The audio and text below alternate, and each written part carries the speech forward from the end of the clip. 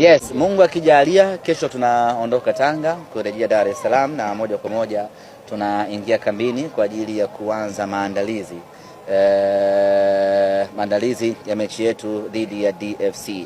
Nao ni mechi nyingine ngumu ambayo tunakwenda kucheza, lakini tuna imani tutakwenda kupata matokeo mazuri.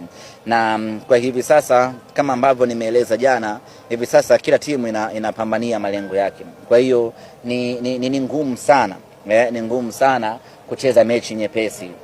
Unaweza ukapata mechi nyepesi kwa timu zisizokuwa na malengo kama ile timu inayotoka nyanda za kati hapo, lakini kwa timu zenye malengo hii mechi ni ngumu kweli kweli, kwa sababu Dodoma na wenyewe wana malengo yao ambayo wanapigania, na kwa hivyo wana produce mechi ngumu kweli kweli sisi na wao, lakini yote kwa yote sisi tumejidhatiti na kujipanga kwenda kupata matokeo mazuri katika mchezo dhidi ya Dodoma Jiji.